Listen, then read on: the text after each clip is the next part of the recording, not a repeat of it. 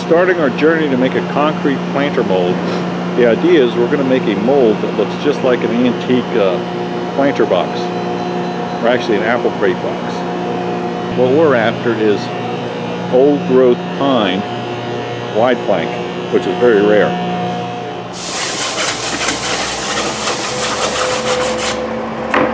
Now if you want to, you can buy some cut nails to add some authenticity.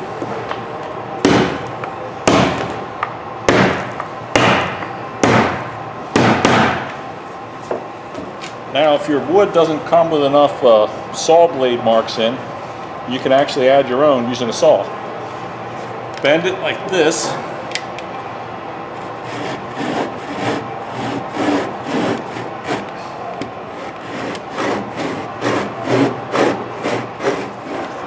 So to prevent any rubber from leaking between the boards as we build this planter, we're going to take some clay and seal up behind the board so that as we place the next one here, if rubber does seep between the boards, it can't go anywhere. It can't go behind the board at all.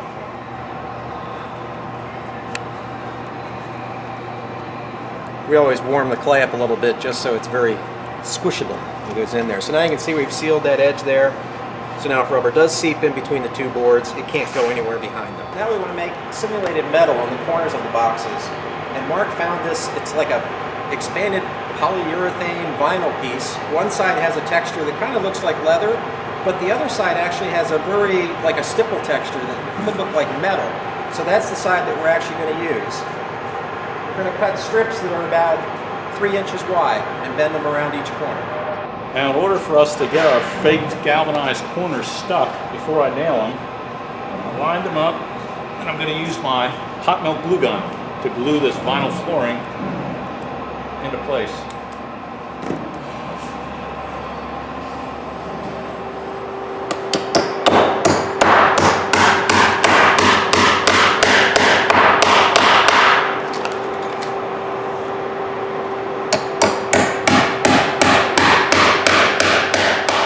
So now we have some little bits of cracks between boards, and to prevent the rubber from running back in there and then trapping, I'm going to go through with clay and push clay into there, and then with a very sharp pointed device just kind of going to recarve the slit so that it looks like there's still a crack there. Visually it's still there, but in actuality it only goes back a little bit, just enough to give the definition. So we have a little bit of a crack right here, and I just take a very fine bead of clay, push it up in there, and just take what looks like a pencil, and just kind of roll it and turn it as I do that, and it pushes the clay right into the seam, seals it up, but visually the crack is still there.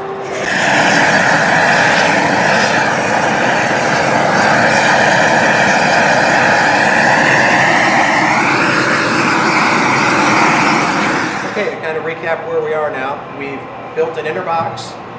We attached our reclaimed lumber to the outside of the box to make it look like a large planter box. Took some, what looks like, I guess it's a vinyl product. In the end, this will look like metal. It has the right texture and everything to be metal. Also roughed it up a little bit. We plan to make that like rusty areas in the finished product. Got some of these funky nails that look like they're old school. They're in there for some effect. Went through and clayed up all the seam lines. Clayed up the seam line around the top. Wire brushed the whole thing. Glue it all down real good. And now we're ready to seal it so that we can start to work on pouring rubber against it. So to seal the wood, we're going to use a product, it's Polycoat. It's both a sealer and a release. And it'll put a light silicone barrier on top of that wood so that the rubber doesn't stick to it. How many coats? I'll probably give it 2 just because it's a very porous, dry, old wood. So now we're building the mold box, and we've got these features that will allow the rubber to lock onto the side of the mold box so that when you're casting the part, the rubber doesn't fall away from the inside of the box.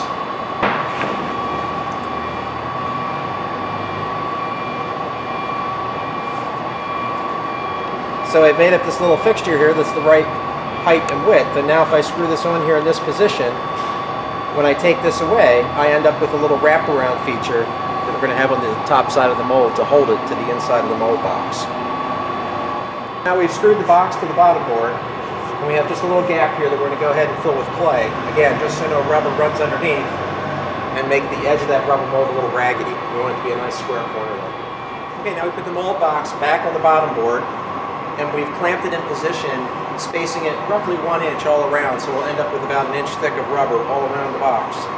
Now I'm going to locate these holes in the bottom board by drilling through the holes that we just put in when it was upside down.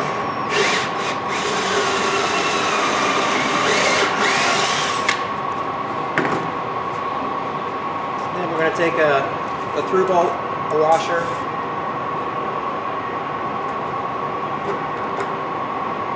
and put a T-nut on the bottom side. So now we're going to put the framing on the top that stops the rubber from running across the entire top of the box. We're going to frame this out so we can form that lip that just captures the top detail of the planter box. Okay, now we've finished up the master, caulked in all the seams and joints with clay, and we've done the same to the mold box. And now we're going to seal it one more time with polycoat. After we seal with polycoat for the last time, we're going to let it sit overnight because the polycoat has to be thoroughly dry before you pour the rubber against it, or it may inhibit the rubber and it won't cure. So we'll get one last coat of polycoat, let it sit overnight, and then come in tomorrow and pour the rubber. So we've polycoated everything, but to add just a little bit more release to it so that it doesn't want to bite into any of this detail, we're going to spray the surface with 2300. The other reason we're doing this is because all this texture is running horizontally, and we're going to be pouring the rubber vertically. So as the rubber starts to rise against all that texture, we want it to be as slick as possible so that it goes into all that texture and doesn't merely graze over it and create bubbles in the rubber.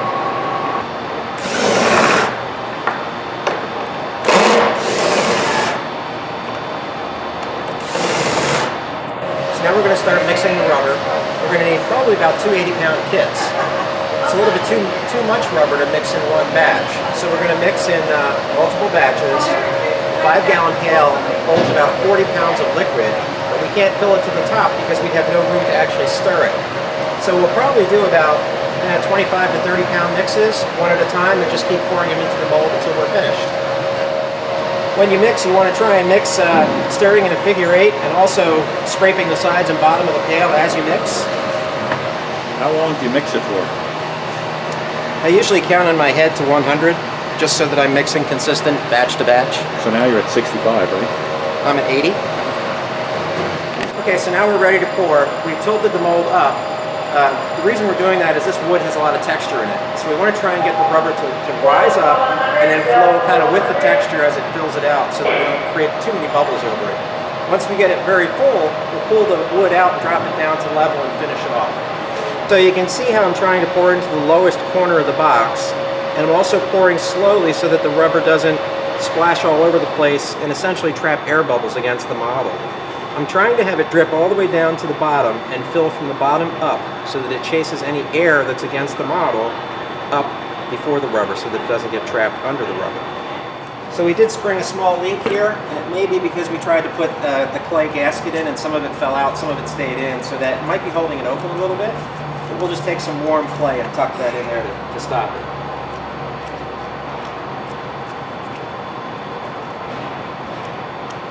When you get to the end of the bucket, don't go into the bucket and scrape out whatever material is left in the bucket. This is the material that's most likely not mixed because it's clinging to the sides and bottom.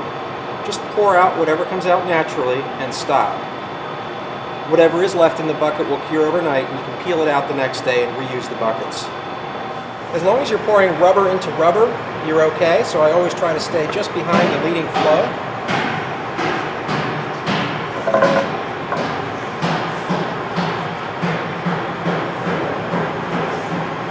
So we're finishing off the pour now. We're going to let this sit overnight. Preferably you want to let it sit for about 24 hours before you strip it. And then you should let the mold actually sit for 7 days before you pour the first piece of concrete. Of course, none of our customers do that because everybody's always in a hurry. So they'll start pouring within 24 to 48 hours. And the risk is that the rubber's not quite developed all its strength properties until the full 7 days are up. So now that we've finished pouring, if you can see it in there or not, there's little bubbles that have risen to the surface. There are bubbles from mixing the rubber and also maybe some air bubbles that are coming off of the model itself. So we'll just spray a little bit of 2300 on top of the surface. It takes away the surface tension and allows those bubbles to pop. Okay, it's the next morning. We've let it sit overnight. It's all firmed up real good, and we're going to start taking apart the mold box now. Now I've got the side out of the groove up top, which will later hold our form board. I got to come up and out to get it out of the groove down below. There's been some rubber leakage,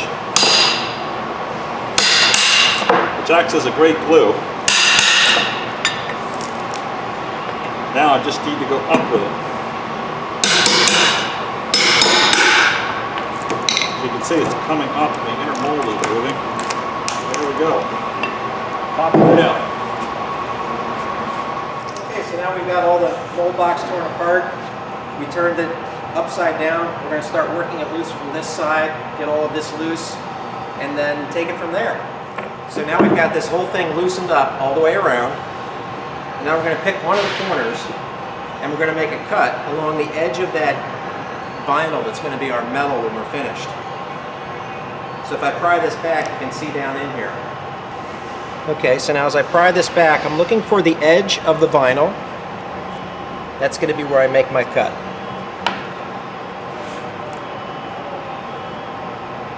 When you cut, you don't want to cut in a straight line. You really want to cut a little shark tooth like. It gives us something to locate to.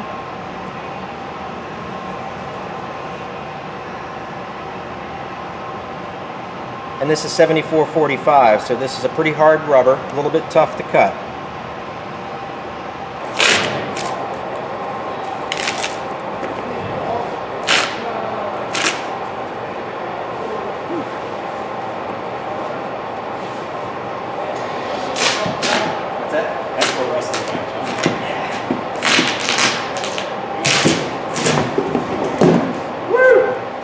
So it came off, and you can see a lot of the burnt wood actually came off with it, and that's because that wood was so fragile that the rubber kind of bled into it a little bit more than anywhere else. The plan is now we'll take this and we'll pressure wash it to get out as much as we can before we do the first casting. Anything that's left behind will probably be pulled out with the first casting.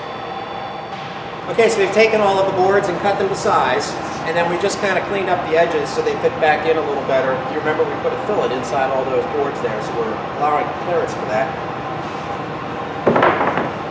We're going to start locating them back in now, and we'll start with the seam line.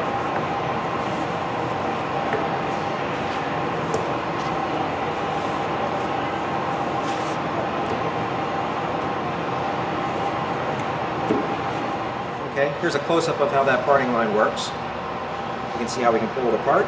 When you put the strap on and pull everything back together snug, the parting line completely disappears, and we're ready to cast concrete.